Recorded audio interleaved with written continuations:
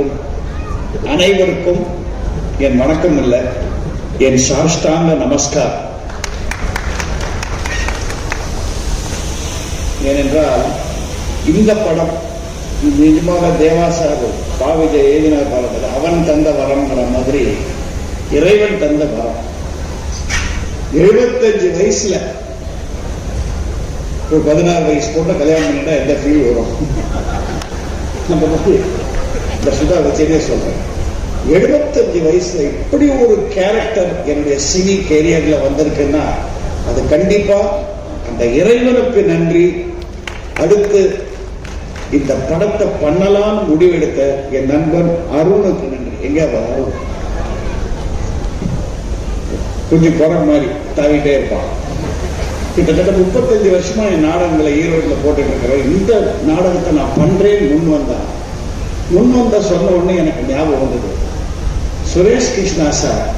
அவர் நான் பார்க்கும் போதெல்லாம் திட்டிக்கிட்டே இருந்தேன், எவ்வளவு படம் பண்ணீங்க சார், ஒரு தரம் கூட என்ன உங்க படத்துல யூஸ் பண்ணவே இல்லையே, சான்ஸே தரலையேன்னு சொன்னேன். அதுக்கு பழி வாங்குற மாதிரி அவரை கூப்பிட்டு நான் சொன்னேன், நான் உங்களுக்கு சான்ஸ் தரேன். காரணம், நாடகத்தை பார்த்த 2வது நாள் இப்ப நீங்க பாக்குறீங்க, இந்த ஃபைனல் நீங்க பார்க்க போறீங்க படத்தை, அந்த ஃபைனல் ஸ்கிரீன் பிளே பக்காவா மைண்ட்ல ஓட விட்டு சொன்னார்.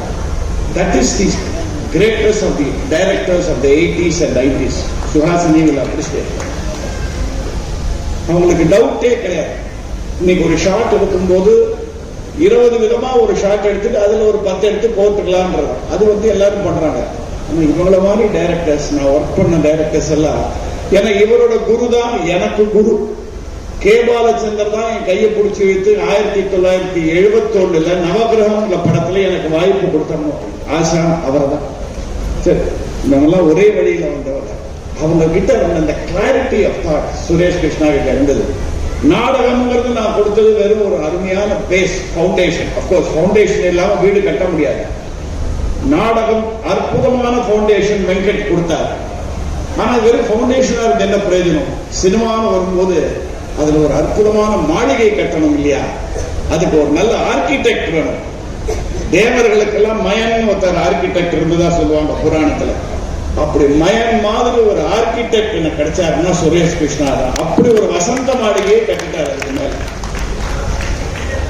மாளிகையை கட்டிட்டு அதுல யாராரு குடியிருக்கிறதுன்னு பார்த்தா, இங்க நீங்க பாருங்க, மேடையில இருக்கிற அத்தனை பேரும் பாத்தீங்கன்னா, இந்த போஸ்டரை பார்த்து என்னுடைய நண்பர்கள் நிறைய பேர் கேட்டாங்க, சினிமா இண்டஸ்ட்ரியில இருக்கிற பெஸ்ட் ஆக்டர்ஸ் எல்லாரும் பிடிச்சு போட்டிருக்கீங்க அந்த படத்துல, இந்த படம் எப்படியா ஃபெயில் ஆகும் கேட்டாங்க. அப்படி ஒத்தத்தரும், ஐ மீன் என்னன்னு சொல்றது எனக்கு ஒன்னும் புரியல.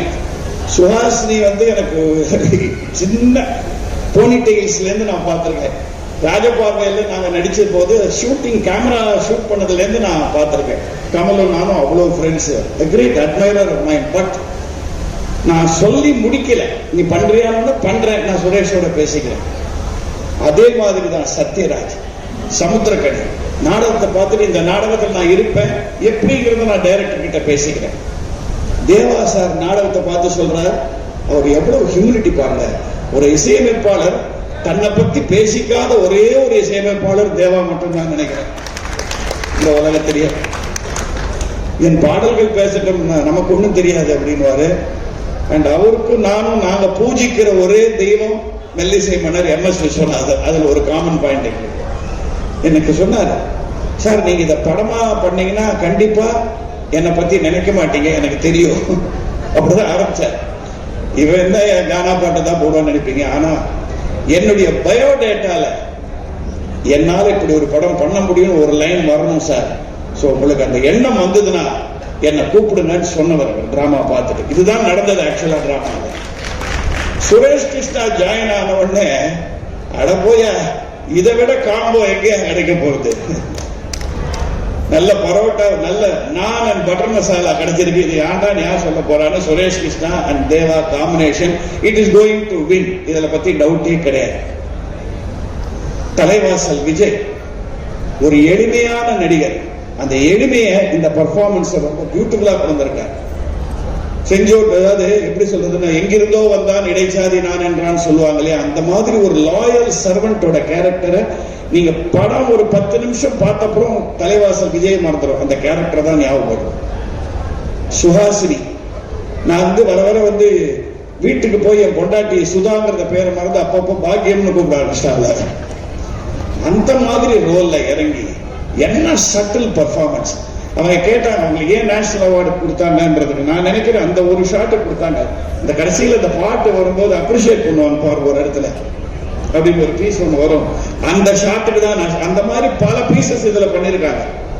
இன்ஃபேக்ட் இப்பெல்லாம் நேஷனல் அவார்டு கொடுக்கச்சே அந்த ஜூரியில முதல்ல என்ன கேட்கறாங்கன்னா சுஹாசினிக்கு கொடுத்தாச்சு இல்லையா, அப்ப சரி வேற யாருக்குன்னா போலாம். ஸோ அந்த அளவுக்கு ஒரு பர்ஃபார்மன்ஸ் இதுல பண்ணிருக்காங்க. ஜேபி குட் ஃப்ரெண்ட், நான் ஒரு கிண்டல் பண்ணுவேன், குணச்சித்திர குன்று அப்படின்னு கிண்டல் பண்ணுவேன். ஒரே சீன் வந்தாலும் அடிச்சு we had such a lovely time in யுத்தம் செய். அந்த படம் தான் என்னை திருப்பி சினிமா உலகத்துக்கு அறிமுகப்படுத்தி வச்சது. அண்ட் அப்கோர்ஸ் வெங்கட் பிரபுவோட மாநாடுக்கு அப்புறம் நான் ரொம்ப பிஸியா இருக்கேன்.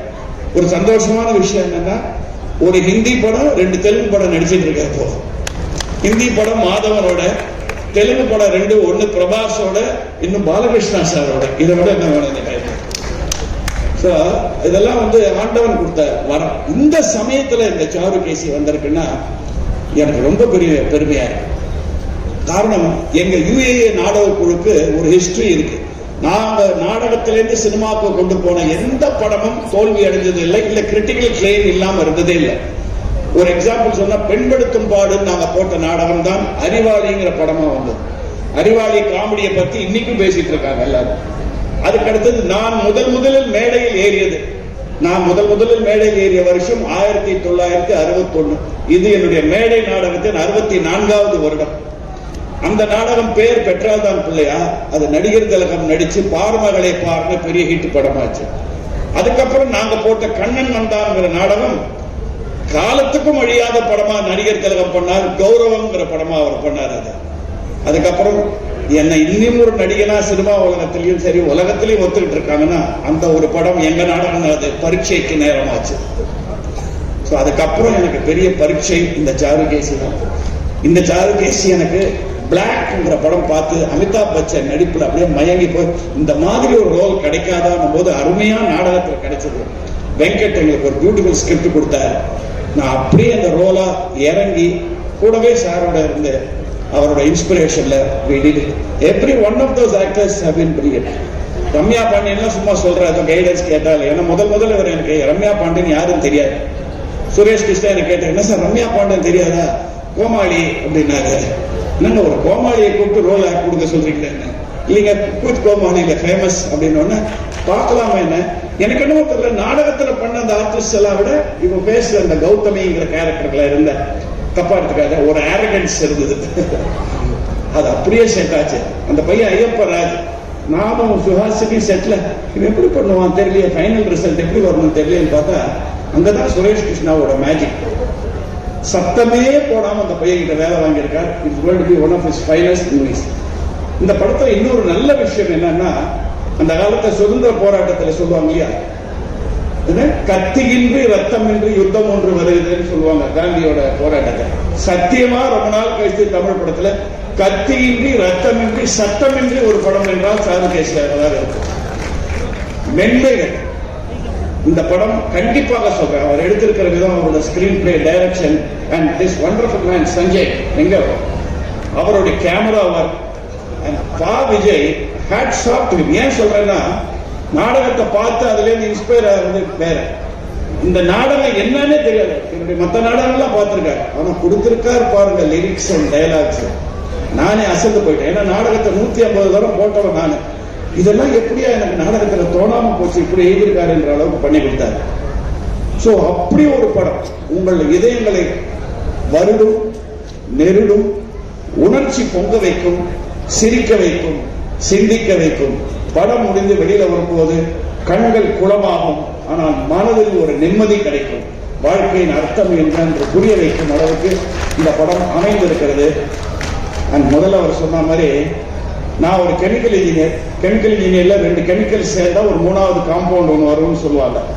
ஆனா அந்த 3வது வரத்துக்கு இன்னொரு கெமிக்கல் ஒன்று தேவை, கேட்டலிஸ்ட் சொல்லுவாங்க அதுக்கு பேர். அது இருந்தாதான் இந்த ரியாக்ஷன் சரியாகும். அப்படி இந்த படம் ஜேர்னி முழுக்க எங்களுக்கு கேட்டலிஸ்டா இருந்தது சூப்பர் ஸ்டார் ரஜினிகாந்த் அவர்கள் தான். நான் மறந்தா கூட அப்பப்போ ஆரம்பிச்சிட்டீங்களா ஷூட்டிங் ஆரம்பிச்சிட்டீங்களா சார்? இன்னும் நினைக்கவே இல்லை சார். அதை பத்தி இல்ல, சீக்கிரம் பண்ணுங்க, நல்ல படம் நல்ல படம். நீ என் நாடகம் எல்லாம் பார்த்துருக்காரு. இந்த ஒரு நாடகத்தை மட்டும் ஒரு 3-4 தடவை பார்த்தவர். அவர் வந்து ஒரு சைலண்ட் மென்டாரா எங்களுக்கு இருந்திருக்காரு. அவருக்கு நன்றி. அருண் கூட ஒத்துழைச்ச அவங்க வித்யா, ரமேஷ், குமாரபாண்டியன் இல்லையா, அண்ட் இன்னைக்கு இவ்வளவு பிரமாதமா அந்த நிகழ்ச்சியை பண்ற இன்னொரு கோ ப்ரொடியூசர் வந்திருக்கிற Jayachandran, my close friend of 30-40 years, அவருக்கும் என்னுடைய நன்றி. இந்த மாதிரி கலா மாஸ்டர் வந்து எல்லாரும் என் பர்ஃபார்மன்ஸை பார்த்து வந்து பிரமாதமா இருக்குன்னு சொன்னாங்க. இந்த மாதிரி இன்னும் படம் பார்க்கல, 4 தடவை கூப்பிட்டா வரல, அது வேற விஷயம். ஆனா என்ன பாருங்க, சுரேஷ் கிருஷ்ணா கிட்ட ஃபுல் ஸ்கிரீன் பிளே கதை டைலாக்ஸோட கேட்டுட்டு எனக்கு போன் பண்ணி சொல்றாங்க, சார் இதை நீங்க எப்படி பண்ணுவீங்கன்னு இமேஜின் பண்ணி பார்த்து நான் அழ ஆரம்பிச்சிட்டேன் சார் அப்படின்னாங்க. ஸோ அதாவது இதெல்லாம் ஒரு நல்ல விஷயம். தேவா சார் அடிக்கடி ஒரு ஜோக் போட்டு சொல்லுவார், ஒரு நல்லது நடந்தல, என்ன மகேந்திர சார் பாட்டெல்லாம் பிரமாதமா வந்துடும் பயமா இருக்கேன் அப்படின்னு. அந்த மாதிரி இந்த படம் நல்லா வந்துருமோன்னு பயமா இருக்கு எங்களுக்கு. But Suresh Krishna always says, எல்லாத்தையும் அவனிடம் விட்டுவிடு. கடவுள்கள் காட்ஸ் வில் கன்ஸ்பயர் டுகெதர் அப்படின்னா, காடுகள் கடவுள்கள் எல்லாம் சேர்ந்து சதி செய்து நமக்கு நல்லதை கொடுப்பாங்க அப்படிங்கிற மாதிரி இப்படி ஒரு நல்லது. இந்த இடத்துல என்னுடைய வேண்டுகோள் ஒன்னே ஒண்ணு என்னன்னா, என்னுடைய பத்திரிகை ஊடகங்கள் நண்பர்கள், இதில் நிறைய என்னுடைய ஓல்டு ஃப்ரெண்ட்ஸ் நிறைய பேர் இருக்காங்க. இந்த பிலிம் ஃபீல்ட்ல எனக்கு இது 54வது வருஷம், நாடக உலகத்தில் 64வது வருஷம், டெலிவிஷன்ல 50வது வருஷம். நிறைய ஃப்ரெண்ட்ஸ் புது நண்பர்களும் இருக்காங்க. சமீப காலமா நீங்கள்லாம் நல்ல மனித நேயம் உள்ள படங்கள், இந்த உணர்ச்சிகள் உணர்வுகளை சீன்ற படங்களை மக்களிடையே கொண்டு போய் சேர்த்திருக்கீங்க. அது சக்சஸ் ஆயிருக்கு. இப்ப நம்ம பார்த்துட்டே வரும். இது எங்களுக்கு ரொம்ப கான்பிடென்டா இருக்கு. தயவு செய்து இந்த படத்தையும் மக்கள் கிட்ட கொண்டு போய் சேருங்க. ஏன்னா பல ப்ரொடியூசர்ஸ் பண்ற மிஸ்டேக் என்னன்னா, மக்கள் மாஸ் அவங்க இப்படி கொடுத்தாதான் ரசிப்பாங்க. தயவு செய்து தமிழ் ரசிகர்களை மட்டமாக எடை போடாதீர்கள். இந்த படத்தை நாங்கள் எடுத்ததுக்கு முதல் காரணம் தமிழ் ரசிகர்களின் ரசனை மேல் எங்களுக்கு இருக்கிற நம்பிக்கையில் தான் இந்த படத்தை நாங்கள் எடுத்திருக்கிறோம். சங்கராபரணத்தை ஒத்துக்கொண்டவர்கள், சிந்து பைரவியை ஒத்துக்கொண்டவர்கள், ஏன் Kamal's greatest performance in life சலங்கை ஒலி, அதை ஒத்துக்கொண்ட மக்கள் கண்டிப்பாக சாருகேசியும் ஒத்துக்கொள்வார்கள். இதில் ஒத்துழைத்த அத்தனை பேருக்கு நான் யாராவது பேரை விட்டுண்டா தயவு செஞ்சு யாரும் இவர் வந்து எப்படி சொல்லணும்னா சர்க்கஸ் பஃபூன்னு இவரை சொல்லுவார். காரணம் என்னன்னு நீங்க சிரிக்க கூடாது. சர்க்கஸ்ல எல்லா வித்தைகளும் தெரிஞ்ச ஒரே ஆள் பஃபூன் தான் சொல்லுவாங்க. அதுதான் ரேர். அந்த மாதிரி this man was an editor, assistant director, costumer. உங்க தாக்ஷியன் வந்திருக்காங்க. Thank you so much Daksh for doing lovely costume. எல்லாமே வந்தா எங்ககிட்ட திட்டு வாங்கிக்கிறது. So wonderful worker. I wish we do more projects together. அத்தனை பேரும் சேர்ந்து ஒரு அற்புதமான சமையல் படைத்திருக்கிறோம். இந்த சமையலை கொண்டு போய் நீங்க அழகா மக்கள் கிட்ட கொடுங்க போகும். மக்களுக்கு டேஸ்ட் அறிஞ்சு இதை ரசிப்பார்கள் என்ற நம்பிக்கை பரிபூர்ணமாக இருக்கிறது. இந்த படத்தின் ஆரம்பத்துல நான் 4 பேருக்கு சமர்ப்பணம்னு வச்சிருக்கேன் டைட்டில்ஸ்ல. அந்த 4 பேர் யாருங்கிறத சொல்லிடுறேன், ஏன்னா அது ரொம்ப முக்கியம்.